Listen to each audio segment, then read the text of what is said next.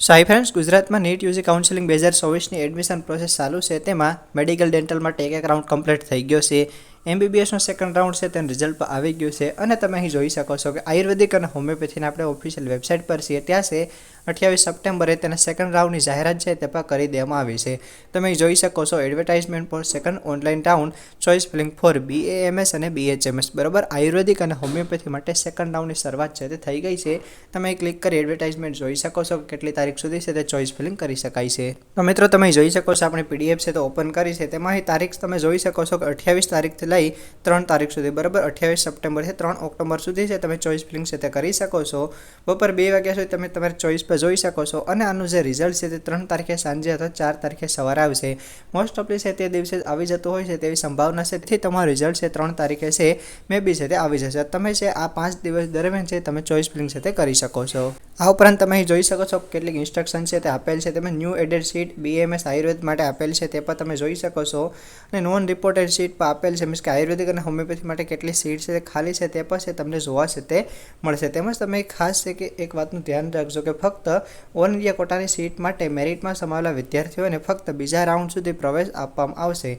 ત્યારબાદ ખાલી રહેલી બેઠકો AIની સીટમાંથી GQમાં તબદીલ કરવામાં આવશે. મીન્સ કે ઓલ ઇન્ડિયા કોટા માટે છે આ લાસ્ટ રાઉન્ડ છે. ઓલ ઇન્ડિયા કોટા માટે સેકન્ડ રાઉન્ડ માટે ચોઇસ ફિલિંગ છે તમે કરી શકો છો. અને જો સેકન્ડ રાઉન્ડ પછી ઓલ ઇન્ડિયા કોટાની સીટ ખાલી રહેશે તો તેને છે ગવર્મેન્ટ કોટામાં છે તે ટ્રાન્સફર કરી દેવામાં આવશે. તો આ એક સારી બાબત છે કે ગુજરાતના વિદ્યાર્થીઓને છે તે મેક્સિમમ એડમિશન છે તે મળી શકે છે. હવે તમારે ચોઇસ ફિલિંગ કરવું હોય તમારે છે અહીં ક્લિક કરવાનું છે. બરાબર, લોગિન છે, લોગિન પેજ ઉપર છે તમારે ક્લિક કરવાનું છે. અહીં તમે ઉપર જોઈ શકો છો લોગિન. બરાબર, ત્યાંથી એક છે તે નવું પેજ ઓપન થશે.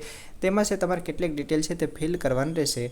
આ પેજ આવશે ત્યાં તમારે અહીંથી ફરી ક્લિક કરવાનું કેન્ડિડેટ રજિસ્ટ્રેશન અથવા લોગિન. ત્યારબાદ તમે અહીં જોઈ શકો છો કે user ID, password, 7 digit pin, captcha image બધી ડિટેલ ફિલ કરી લોગિન બટન પર પ્રેસ કરશો એટલે તમે તમારી પ્રોફાઇલમાં પહોંચી જશો. ત્યાંથી છે તમે ચોઇસ ફિલિંગ સાથે કરી શકો છો. આપણે છે લાસ્ટ ચોઇસ ફિલિંગનો વિડીયો આપેલો છે તે વિડીયો જોઈ તમે છે તે ચોઇસ ફિલિંગ સાથે કરી શકો છો.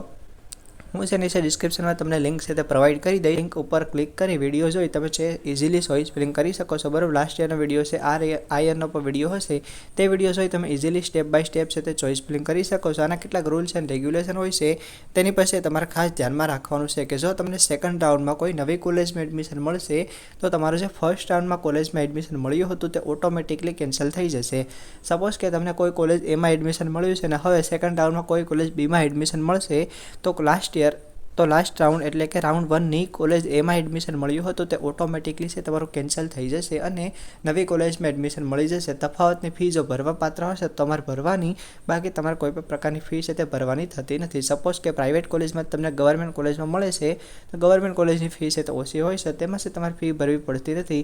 પરંતુ જો કોઈ એવી કોલેજ હશે કે જેની ફી રાઉન્ડ 1માં 1 લાખ હતી અને અત્યારે તમને કોલેજ મળે છે તેની ફી 1.5 લાખ છે, તમારે વધારાના 50,000 રૂપિયા છે તે ભરવા પાત્ર રહેશે. બરાબર, આવા છે તેના રૂલ્સ એન્ડ રેગ્યુલેશન હોય છે તે જ્યારે પણ રિઝલ્ટ આવશે ત્યારે છે હું તમને સ્પેશિયલી જણાવીશ. તમે અહીં જોઈ શકો છો કે લિસ્ટમાં આપેલ છે આયુર્વેદિક અને હોમિયોપેથી કોલેજની, તે પછી તમે જોઈ શકો છો કે હવે જ્યારે પણ રિઝલ્ટ આવશે ત્યારે હું સ્પેશિયલી વિડીયો બનાવી તમને અપડેટ આપીશ. Okay, all the best. કોઈ પણ ક્વેરી હોય તો કમેન્ટમાં પૂછજો, હું ટ્રાય કરીશ કે તમને આન્સર આપી શકું. Okay, good luck.